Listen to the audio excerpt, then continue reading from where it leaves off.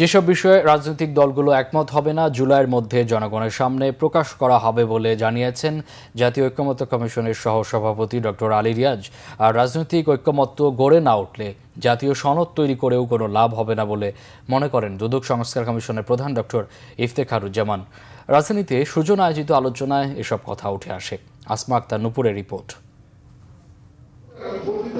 জাতীয় সনদ ও নাগরিক প্রত্যাশা শীর্ষক এক আলোচনা সভার আয়োজন করে সুশাসনের জন্য নাগরিক সুজন।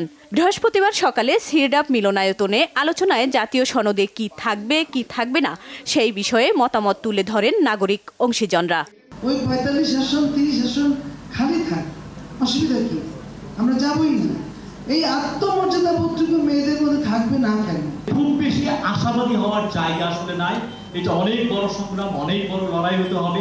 মানুষ বারবার আন্দোলন করে 71-এর পরে প্রতারিত হয়েছে, 90-এ প্রতারিত হয়েছে, এই 24-এর পরে প্রতারিত হলো বলে। আমলাতন্ত্র এটার দুটো গুরুতর সমস্যা। একটা হলো যে এটা কাঠামোগত বা আইনি সমস্যা, এটা ঔপনিবেশিক আইনি কাঠামোতে এটা চলে।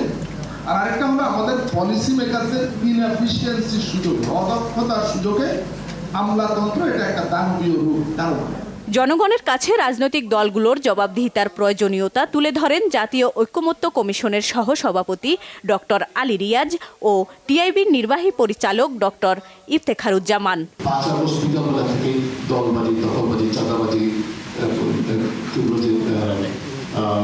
প্রতিষ্ঠানের দলীয়করণ, এক দলীয়করণের পরিবর্তে আরেক দলীয়করণ একটা কারণে শুরু হয়েছে না, এখনো চলমান আছে, চলমান থাকবে না।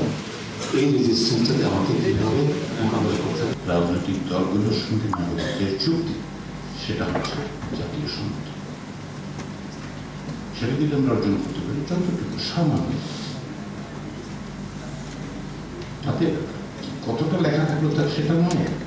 সবচেয়ে বড় জিনিস হচ্ছে রাজনৈতিক দলগুলোকে এইটা আমি বলতে পারলাম যে আপনাকে আমার সাথে নাগরিক হিসেবে আমার সাথে চুক্তি করে ক্ষমতা দিতে হবে। আমার সাথে আপনার একটা চুক্তি আছে। সংস্কার শেষে সরকার দ্রুত নির্বাচন দেবে এমন আশা ব্যক্ত করে রাজনৈতিক দলগুলোকে সহযোগিতায় আহ্বান জানান সুজন সম্পাদক ও নির্বাচন ব্যবস্থা সংস্কার কমিশনের প্রধান। রাজনৈতিক দলের করণীয় হলো তাদের দলের সংস্কার করা এবং দলের যে স্বচ্ছতা নিশ্চিত করা এবং একই সাথে তাদের লেজুর ভিত্তিক ছাত্র সংগঠন, শিক্ষক সংগঠন, এইসব সংগঠনগুলো এবং শ্রমিক সংগঠন এবং পেশাজীবী সংগঠনগুলো যেন বিলুপ্ত করে। রাজনৈতিক দলগুলোতেও সংস্কারের পাশাপাশি সচল হওয়ার তাগিদ দেন তিনি। আসমা আক্তার নুপুর, বাংলা ভিশন, ঢাকা।